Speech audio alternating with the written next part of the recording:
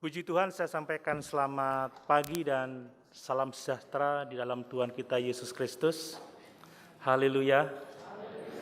Eirene, damai sejahtera Kristus limpah atas kehidupan kita.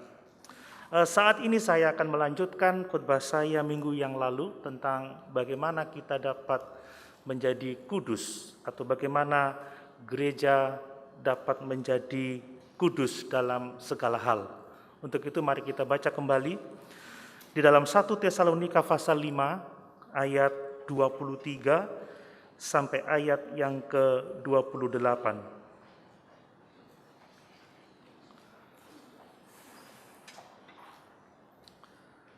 Demikian firman Allah bagi kita.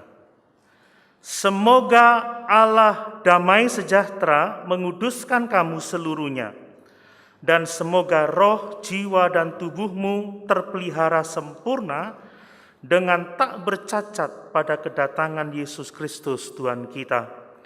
Ia yang memanggil kamu adalah setia, ia juga akan menggenapinya. Saudara-saudara, doakanlah kami, sampaikanlah salam kami kepada semua saudara dengan cium yang kudus. Demi nama Tuhan aku minta dengan sangat kepadamu, supaya surat ini dibacakan kepada semua saudara. Kasih karunia Yesus Kristus Tuhan kita menyertai kamu. Haleluya, puji Tuhan. Bapak Ibu saudara sekalian, gereja itu harus kudus. Amin. Maksudnya gereja harus dikhususkan untuk Allah. Gereja harus hidup untuk Kristus. Saya teringat perkataan Rasul Paulus di dalam Filipi 1 ayat 21, dia berkata, bagiku hidup adalah Kristus. Paulus mengkhususkan dirinya untuk Kristus. Paulus tidak hidup untuk dirinya sendiri. Paulus tidak hidup untuk orang lain. Paulus tidak hidup untuk dunia ini, tetapi Paulus hidup untuk Kristus. Bagiku hidup adalah Kristus. Kalau seseorang dikhususkan untuk Kristus, maka dia tidak akan mencintai dunia ini. Amin. Kalau seseorang hidupnya dikhususkan untuk Kristus, maka dia akan mengasihi Tuhan dan sesamanya seperti yang dikehendaki oleh Allah. Paulus telah mengkuduskan dirinya bagi Tuhan. Dengan kata lain, Paulus hidup kudus bagi Allah. Nah, demikian juga kita orang-orang percaya, kita harus hidup kudus. Amin. Kita harus hidup bagi Kristus. Bersama-sama dengan Paulus kita harus berani berkata, bagiku hidup adalah Kristus.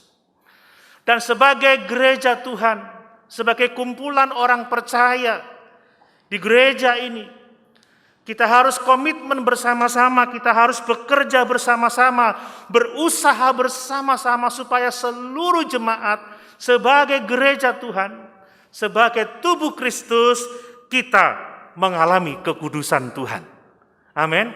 Itu yang menjadi komitmen kita. Mari bersama-sama kita bergandeng tangan di dalam pertolongan Tuhan.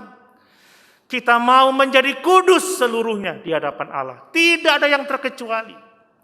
Tua, muda, besar, kecil, kita anak-anak Tuhan, kita orang-orang percaya harus menjadi kudus bagi Allah. Nah saudara, dari sini kita tahu bahwa kekudusan kita sangatlah penting, sangatlah serius. Kemarin saya sudah sampaikan bagaimana Paulus mengatakan pengharapannya supaya kita tidak bercacat dan kudus di hadapan Allah menjelang kedatangannya kali yang kedua. Dan kemarin juga saya sampaikan dalam 1 Tesalonika pasal yang keempat, bahwa yang dikehendaki oleh Allah bagi setiap kita adalah pengudusan hidup kita. Kita dipanggil tidak untuk melakukan yang cemar, tetapi kita dipanggil untuk melakukan semua yang kudus. Amin. Kita harus menjauhkan diri dari segala keberdosaan dan hidup dalam ketaatan kepada firman Allah. Ada 3 aspek kekudusan yang harus terus kita ingat saudara supaya kita memahami ini dengan benar. Bahwa yang pertama adalah pengudusan secara posisi, bahwa oleh penebusan darah Kristus untuk keselamatan jiwa kita, kita ini telah menjadi milik Allah.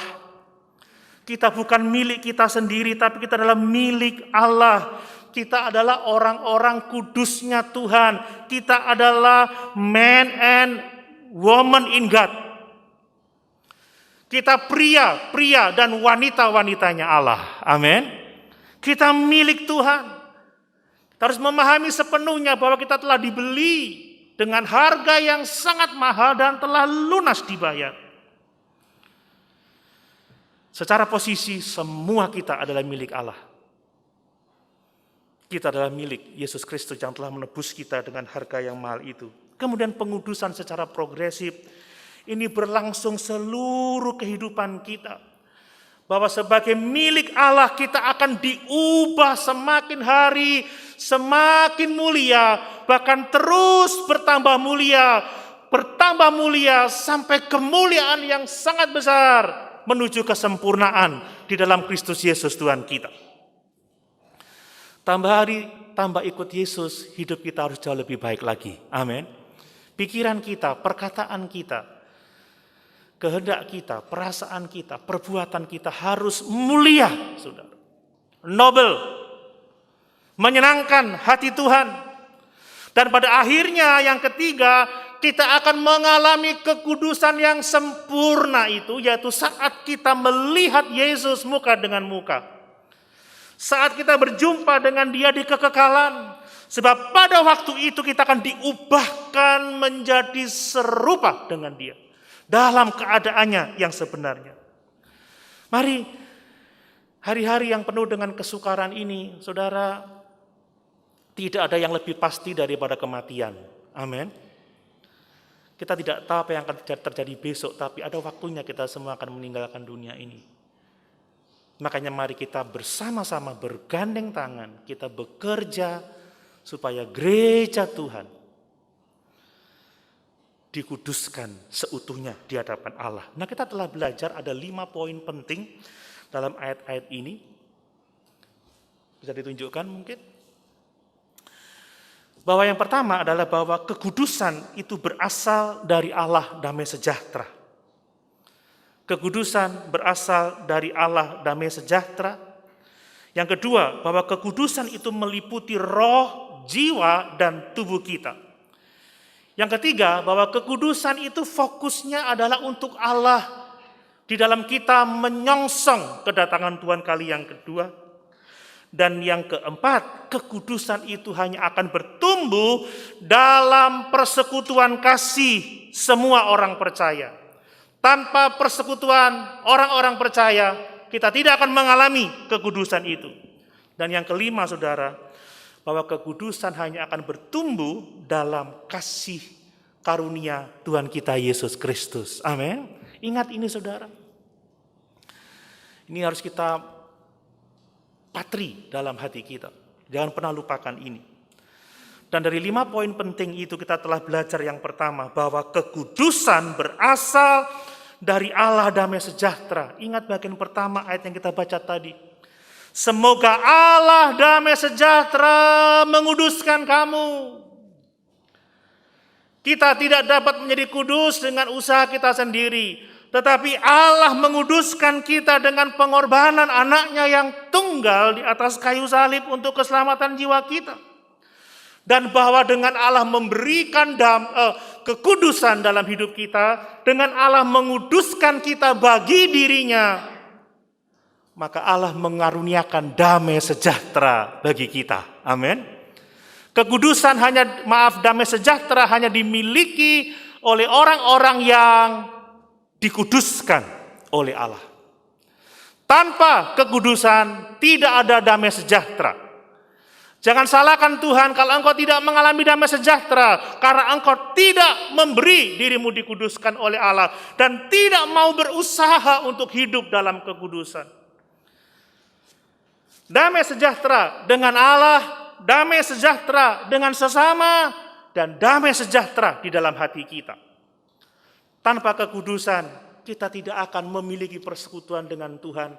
Tanpa kekudusan, kita tidak akan dapat membangun persekutuan yang intim dalam rumah tangga. dengan keluarga yang lain, dan dengan seluruh umat Allah, bahkan dengan seluruh umat manusia. Dan tanpa kekudusan, kita tidak akan pernah menikmati damai dalam batin kita.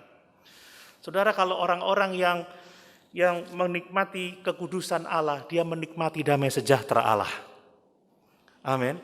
Karena orang yang bersekutu baik dengan Tuhan, mengalami kasih Tuhan, dan mengalami kasih sesama, dia akan tenang dalam hidupnya. Apapun yang terjadi, ingat, kita tidak akan pernah ditinggalkan Tuhan.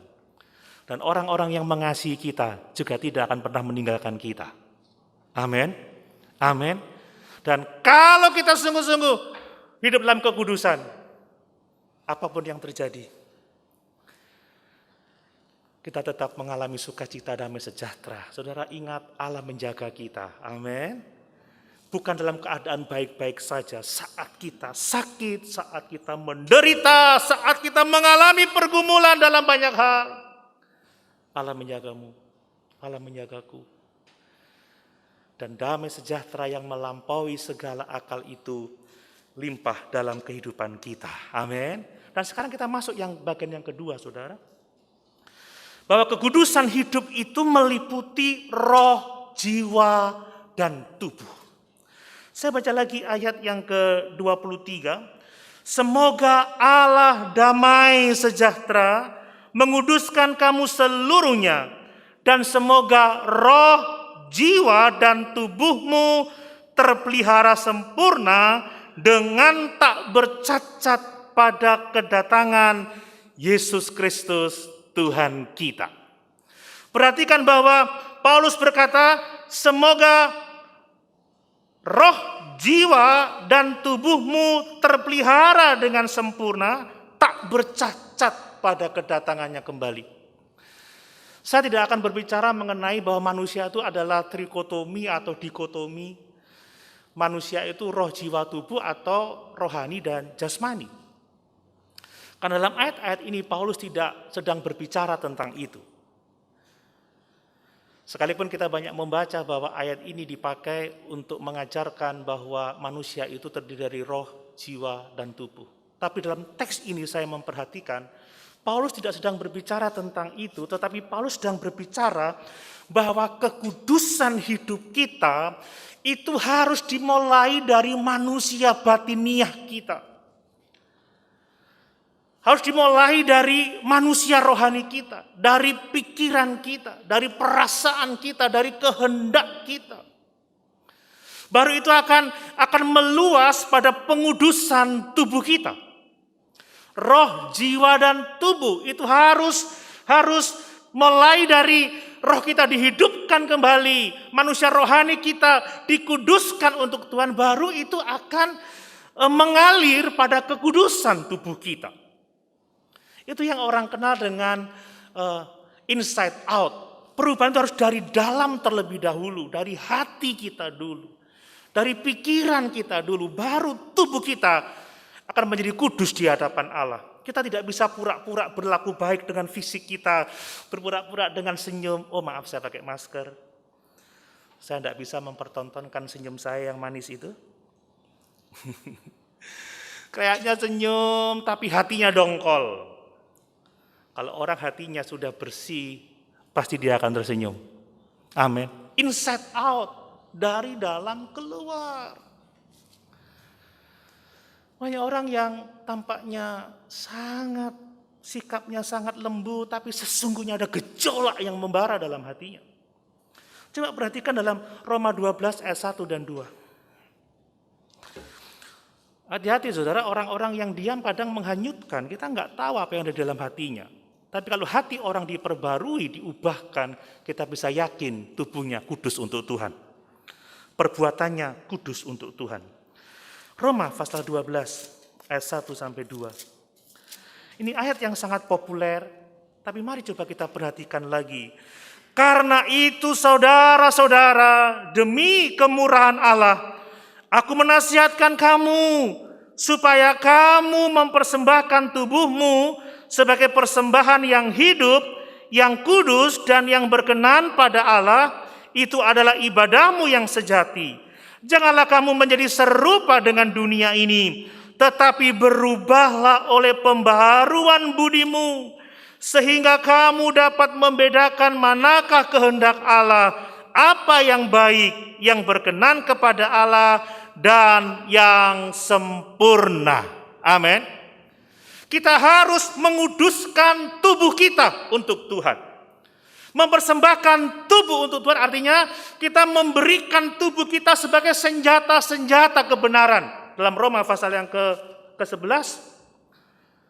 Jangan biarkan tubuh ini menjadi senjata-senjata kelaliman untuk mengucapkan kejahatan, untuk melakukan dosa, tetapi mempersembahkan tubuh artinya mengkuduskan tubuh ini, mengkhususkan tubuh ini untuk dipakai memuliakan Tuhan, menghususkannya untuk Allah. Dan dalam kita mengkhususkan tubuh ini untuk Allah, maka harus dimulai dari manusia batiniah kita. Paulus berkata, persembahkanlah tubuhmu, persembahan yang hidup, yang kudus, yang berkenan kepada Allah, sebagai ibadah kita yang sejati. Lalu dia katakan, jangan kamu menjadi serupa dengan dunia ini, tetapi berubahlah oleh pembaharuan budimu, sehingga kamu dapat membedakan manakah kehendak Allah, apa yang baik, yang berkenan kepada Allah, dan yang sempurna. Dari perubahan manusia batiniah kita dulu. Kalau pikiran kita sudah mengenal kehendak Allah, kalau pikiran kita tahu membedakan mana yang baik, mana yang buruk, kalau manusia rohania kita sudah dapat berkenan kepada Allah, maka tubuh ini akan menjadi kudus bagi Allah. Amin, saudara.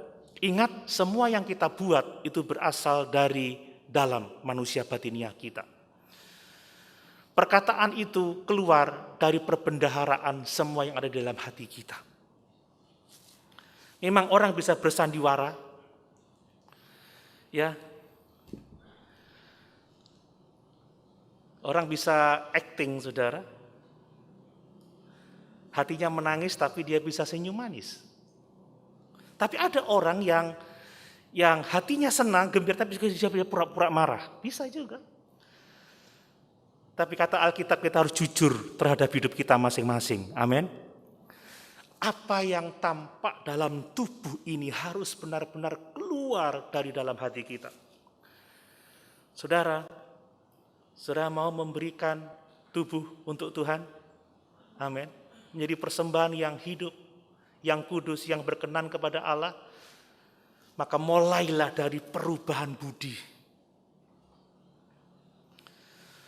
Mulailah dengan mengenal kehendak Allah, mengenal apa yang baik, mengenal apa yang berkenan kepada Allah. Dan itu harus dilakukan dengan sengaja dan bertujuan. Saya mau mengenal Allah, saya mau mengenal kehendaknya, saya mau mengenal apa yang baik, saya mau mengenal apa yang berkenan kepada Allah. Itu secara sadar kita lakukan dengan tujuan apa? Supaya hidupku kudus bagi Allah, supaya aku dapat mempersembahkan tubuhku sebagai persembahan yang hidup, sebagai persembahan yang kudus, sebagai persembahan yang berkenan kepada Allah. Itu ibadah kita yang sejati. Lalu apa yang harus kita lakukan? Sesuatu yang sering dikatakan tetapi jarang dilakukan, saudara, ya. Banyak orang yang menjadi lamban dan malas. Dalam hal apa? Dalam hal mencintai firman Allah.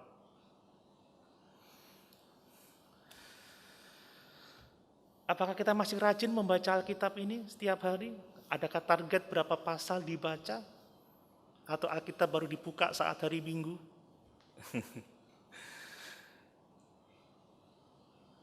Mari kita coba lagi dalam Mazmur pasal 1. Ayat yang populer lagi. Saya perlu mengingatkan ini lagi.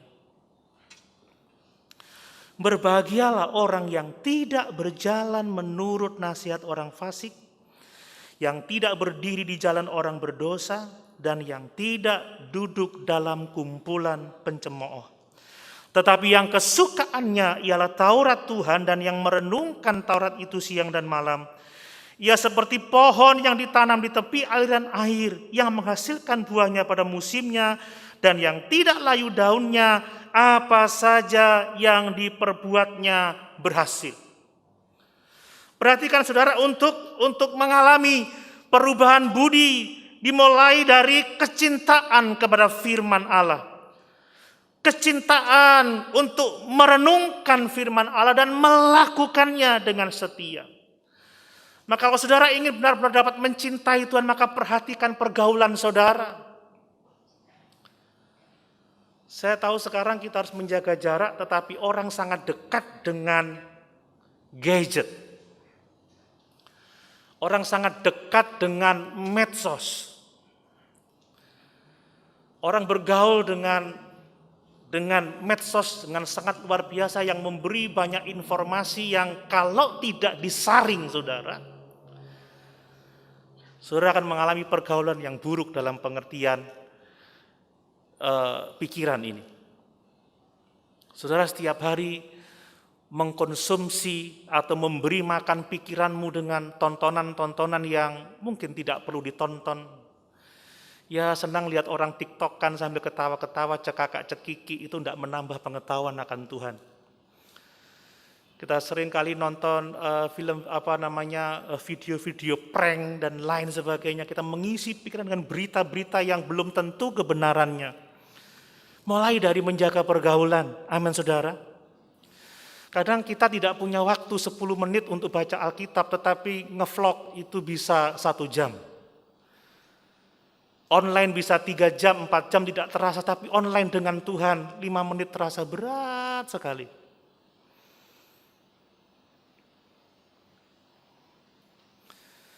Jangan berjalan menurut nasihat orang fasik, jangan berdiri di jalan orang berdosa, jangan duduk dalam kumpulan pencemooh, tetapi milikilah waktu untuk membaca dan merenungkan firman Tuhan.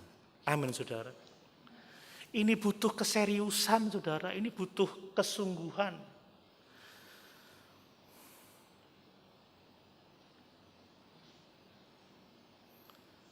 Saya bersyukur ada jemaat yang berinisiatif untuk membuat kelompok baca Alkitab. Jadi setiap hari mereka menentukan 1 hari membaca 5 pasal dan setelah membaca harus dilaporkan. Apakah kita akan melakukan itu? Ada banyak pengerja yang bisa mengelola itu. Kita bisa buka komunitas untuk tanya jawab tentang kebenaran firman Allah. Saya dengan senang hati akan melayani kalau ada pertanyaan. Sejauh saya dapat menjawab karena saya bukan orang yang serba bisa, serba tahu. Tapi intinya tujuannya adalah kita mau mengalami perubahan budi. Amin saudara. Bukan bertanya untuk menjebak, untuk menguji dan lain sebagainya. Tapi memang sungguh-sungguh ingin tahu kebenaran dan ingin melakukannya. Kata Paulus, berubah budi melalui menaruh pikiran dan perasaan Kristus dalam kehidupan kita. Ini perlu dilakukan dengan sadar dan bersengaja juga. Dalam Filipi pasal 2 coba kita lihat. Filipi pasal 2. Filipi pasal 2.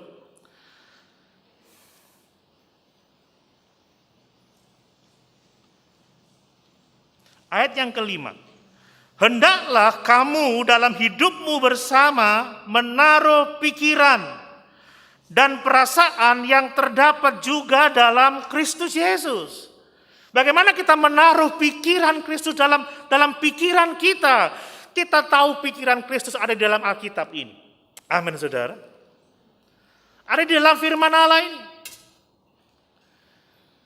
Semua yang Yesus pikirkan, semua yang Yesus rasakan, semua yang Yesus kerjakan, kasihnya, pengorbanannya dapat kita temukan dalam Alkitab yang adalah firman Allah.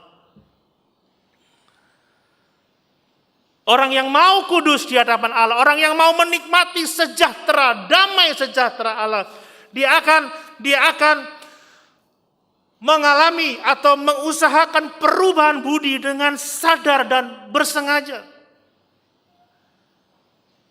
menaruh pikiran dan perasaan Kristus dalam dirinya, sehingga dia akan menjadi orang-orang yang kudus di hadapan Allah. Ini sesuatu yang harus kita kerjakan. Mari, saudara, kita tidak boleh bersandiwara.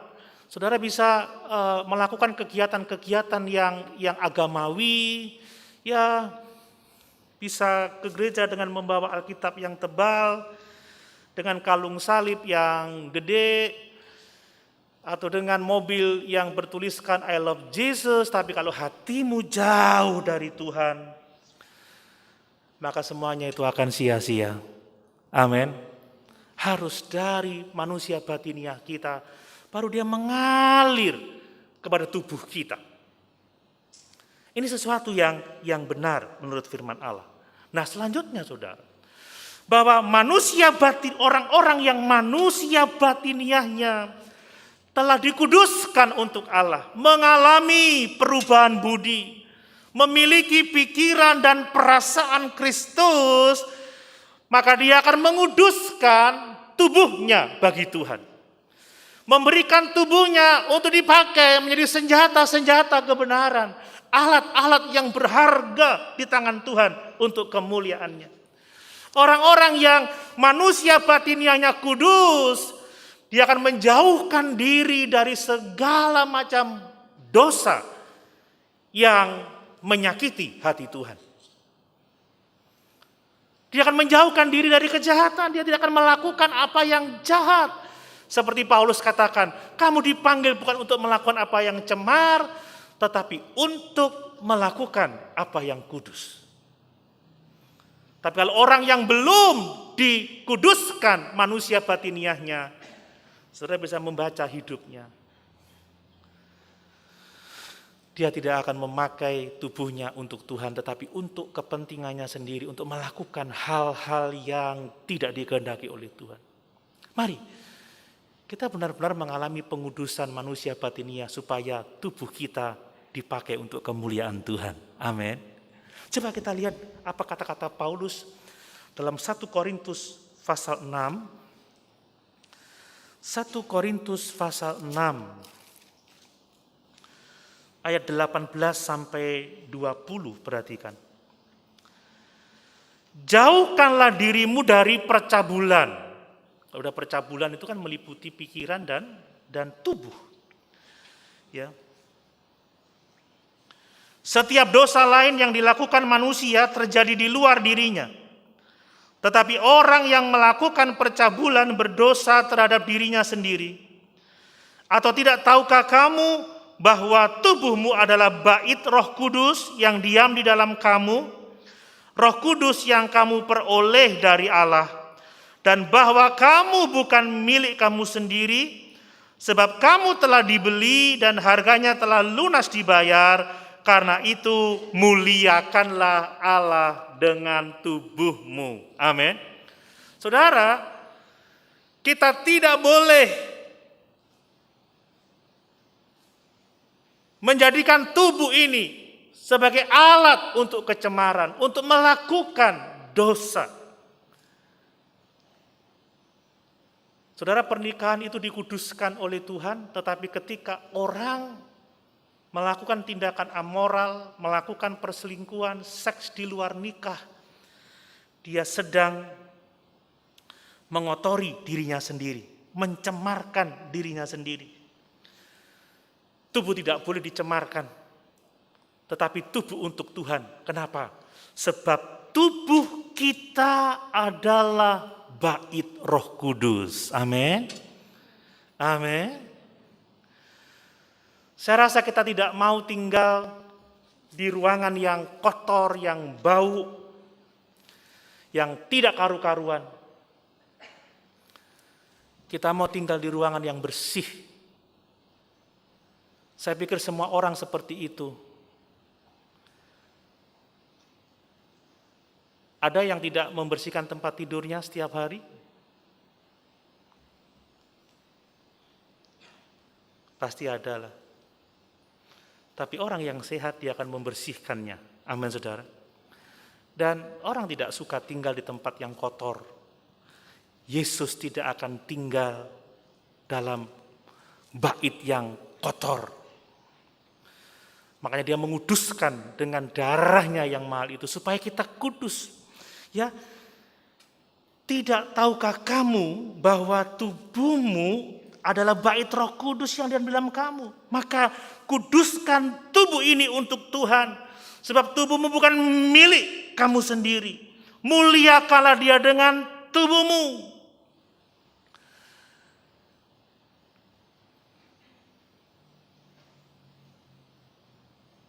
Tanganku kerja buat Tuhan. Mulutku, saya lupa. Kakiku berjalan cari jiwa, upamu besar di surga. Amin, saudara.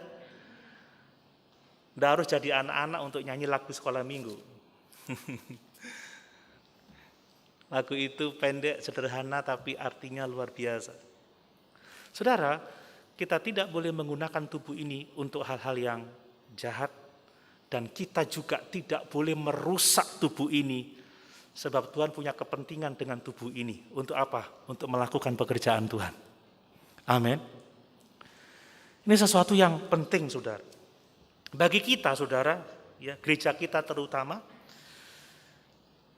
ayat ini menjadi dasar bagi kita supaya kita tidak merokok. Ya, anak-anak muda jangan coba-coba merokok. Saya tidak berkata saya tidak merokok. Saya sudah bertobat dari merokok. Dulu merokok, sekarang sudah bertobat. Jangan coba-coba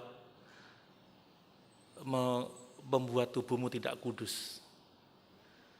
Ayat ini juga digunakan sebagai dasar supaya kita tidak minum minuman keras. Bukan es batu ya, tapi minuman yang beralkohol. Itu merusak tubuh. Apalagi di pandemi COVID-19 ini itu bisa menurunkan imun, saudara. Ya, itu digunakan untuk kita tidak menggunakan obat-obatan terlarang. Ya.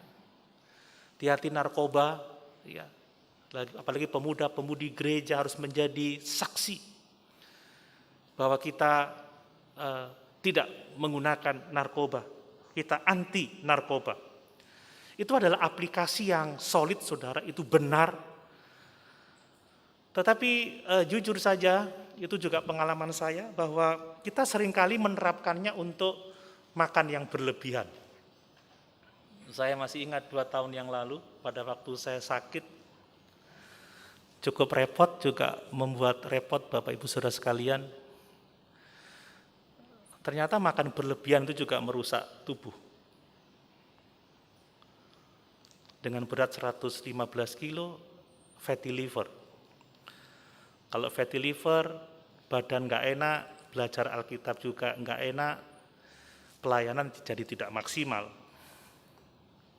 Makanya kita perlu menerapkan juga supaya tidak makan berlebihan. Masa pandemi, kena promosi, makan masker, makan masker, makan masker. Keenakan makan, gemuk lagi, saudara.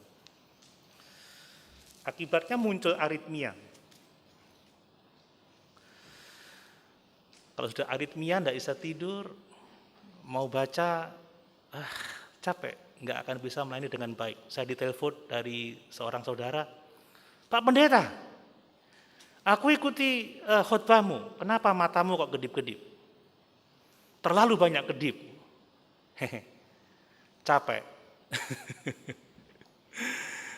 Tapi masalahnya adalah kurang sehat. Ternyata kita harus bijaksana dalam hal itu juga, saudara. Kadang kita menjadi terlalu over, malas, tidak berolahraga, sehingga kita tidak bisa melayani Tuhan dengan baik. Saya pikir kemalasan itu dosa yang mematikan, termasuk rakus, dan itu sesuatu yang harus diperhatikan. Dan dampaknya sangat tidak baik, kita tidak bisa mempersembahkan tubuh untuk bisa melayani Tuhan dengan baik. Paulus berbicara tentang mendisiplin tubuh dalam pelayanannya. Maka kita perlu belajar untuk mendisiplin tubuh untuk pelayanan kita juga. 1 Korintus 9 ayat 23. 1 Korintus 9 ayat 23.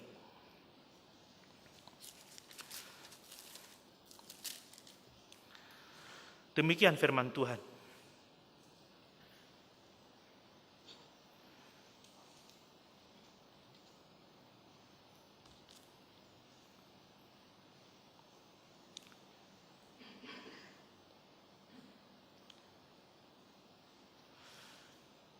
Sampai 25 ya. Segala sesuatu ini aku lakukan karena Injil, supaya aku mendapat bagian dalamnya. Tidak tahukah kamu bahwa dalam gelanggang pertandingan semua peserta turut berlari, tetapi bahwa hanya satu orang saja yang mendapat hadiah? Karena itu larilah begitu rupa sehingga kamu memperolehnya. Tiap-tiap orang yang turut mengambil bagian dalam pertandingan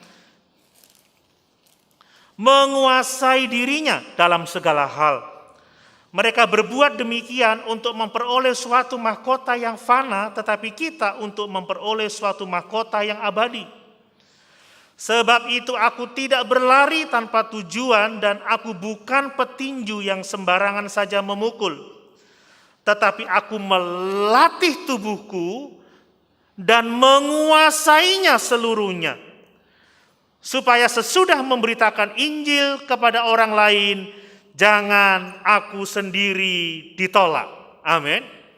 Melatih tubuhku, menguasainya, melatih untuk tidak melakukan hal-hal yang dapat merusaknya. Menguasai supaya kita bisa menggunakan tubuh yang sehat untuk digunakan sebagai senjata-senjata kebenaran untuk melayani Allah. Jadi kalau kita ingin sehat, ingin bugar, supaya dapat melayani Tuhan dengan baik, itu sesuatu yang indah dan berkenan di hadapan Tuhan. Amin, saudara. Itu sesuatu yang sangat indah. Tapi dimulai dari perubahan budi kita, baru kita akan dapat mempersembahkan tubuh kita sebagai persembahan yang hidup, yang kudus, dan yang berkenan kepada Allah. Amin. Mari saudara, kekudusan itu datangnya dari Allah damai sejahtera. Dan Allah damai sejahtera memberikan kekudusan kepada kita supaya kita mengalami damai sejahtera dengan Tuhan, damai sejahtera dengan sesama, dan supaya kita mengalami damai di hati dalam kondisi apapun juga. Jadi jangan salahkan Tuhan kalau kita tidak mau bertumbuh dalam kekudusan, kita nggak punya damai sejahtera. Maka kita harus memberi diri kita dikuduskan oleh Allah damai sejahtera. Amin. Yang berikutnya adalah bahwa kekudusan mencakup roh, jiwa, dan tubuh kita. Kekudusan mulai dari manusia batiniah kita, baru mengalir ke tubuh kita, inside out. Berubah budi dulu, diubahkan hati kita dulu, mengenal kehendak Allah, mengenal apa yang baik, mengenal apa yang berkenan. Baru hidup kita akan dapat kita gunakan untuk memuliakan Tuhan. Amin. Saya tahu masa-masa ini sukar, tapi jangan lupakan hal-hal rohani, karena pada akhirnya semua tujuan kita adalah kekekalan. Amin, saudara. Cepat atau lambat, kekekalan menanti kita. Kita bersyukur Yesus sudah mengorbankan dirinya, dan sebentar kita akan mengingat pengorbanannya di atas kayu salib. Kita akan menikmati tubuh dan darahnya yang olehnya kita dikuduskan untuk Tuhan. Amin. Sama-sama kita